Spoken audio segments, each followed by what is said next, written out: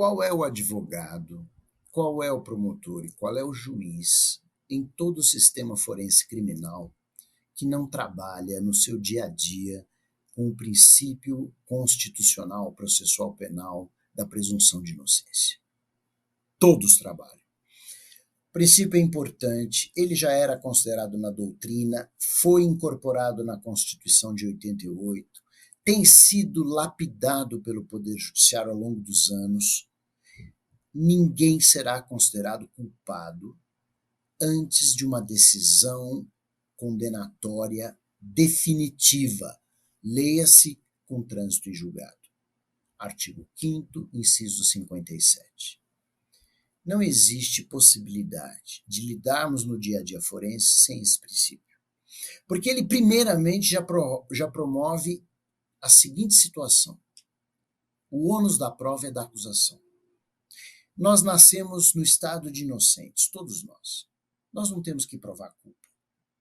Quem tem que provar culpa é o Estado que quer transformar o nosso natural estado inocente para culpado. Por isso, o acusado tem direito ao silêncio. Por isso, o acusado não precisa produzir prova contra si mesmo. Essas são as decorrências absolutamente naturais de uma presunção de inocência ou de um estado de não culpabilidade, como alguns preferem.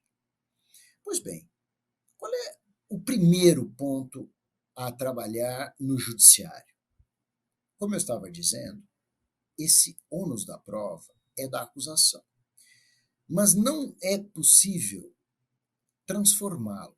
Eu tenho visto alguns casos em que se diz, por exemplo, para vocês entenderem o problema.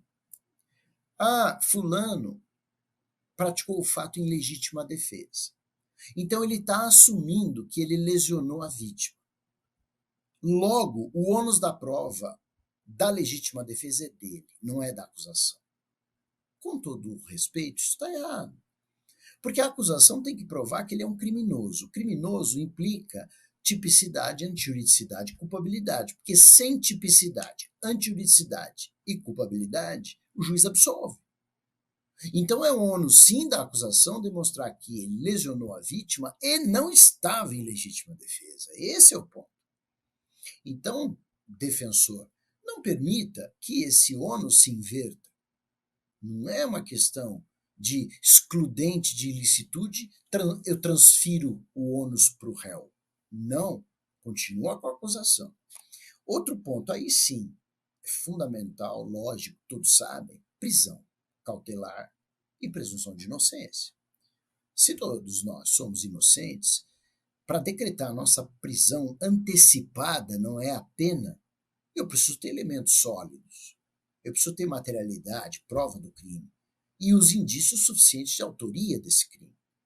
Isso é fundamental para qualquer tipo de processo.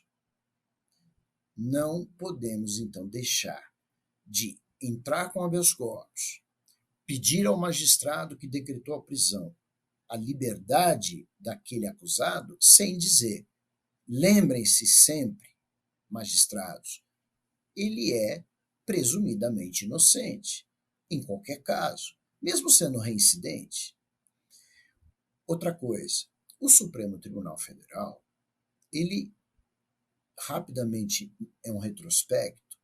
Em 2009, ele não permitiu a prisão em segundo grau. Vale dizer, condenado em primeiro, confirmado no tribunal, saía mandado de prisão. Era assim que acontecia. O que na verdade resultou é de pessoas que ainda não estavam com o trânsito em julgado da condenação começarem a cumprir pena. E em 2009 o Pleno falou, não pode. Precisa transitar em julgado todos os recursos. Em 2016, o Supremo voltou atrás e disse pode prender depois da decisão de segundo grau, com vários argumentos. Um deles, combate à impunidade, prescrição de crimes por recursos protelatórios. Mas acontece que tanto impunidade como prescrição é culpa da lentidão do judiciário. Não é culpa do advogado que entra com recursos. Isso é evidente para mim, pelo menos. Mas em 2019, não importa o porquê ir e voltar agora, o pleno retornou a 2009. Não se prende mais depois da decisão de segundo grau. É preciso transitar em julgado. Mas não se esqueçam, prisão cautelar é possível, sempre. Então, prisão cautelar, tanto em primeiro grau quanto depois de um resultado de julgamento, é possível decretar. Mas às vezes é desnecessário. Então, eu vou dar um exemplo, ou alguns exemplos. Se você tem uma decretação de prisão preventiva de um réu condenado a 25 anos de reclusão em regime fechado, reincidente, com maus antecedentes, pode até o tribunal dizer: espeça-se mandado de prisão, tem motivos do 312 do Código de Processo Penal. Agora, não tem sentido, o que às vezes acontece, dizer que alguém condenado por roubo a 5 anos de reclusão em regime inicial semiaberto vai cumprir prisão preventiva. Ora, o regime dele é semiaberto, é colônia penal. Ele pode fugir da colônia a qualquer momento. Como é que eu vou colocá-lo num sistema fechado onde se cumpre prisão preventiva? Aí não dá. Então ofende a presunção de inocência e o postulado do Supremo de 2019 de que ninguém vai começar a pena antes da definitiva decisão. Assim como também não se cobra multa e não se cobra pena alternativa antes do trânsito em julgado da decisão condenatória. Esse trabalho que o advogado precisa levar é fundamental. E aí também, sob um outro aspecto processual, chegando ao final de um processo, lembrar ao juiz sempre que existe, por causa da presunção de inocência, a prevalência do interesse do réu. Qual é o famoso brocardo? In dúbio pro réu. Na dúvida, absolva. Não é o contrário. Na dúvida, condene. Então, isso também é relevante e faz parte do cotidiano. Eu sempre pensei, como quando fui advogado, quando fui promotor e quando estava como julgador, levar em conta esse princípio que ele é o coração da presunção de inocência. Uma condenação gera certeza. Qualquer dúvida gera absolução. O advogado precisa levar isso.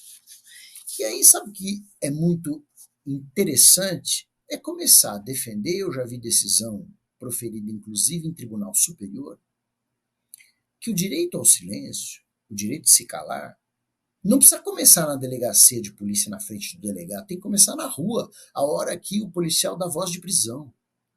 Como a gente vê em seriado americano, mas é que está muito certo. Não é?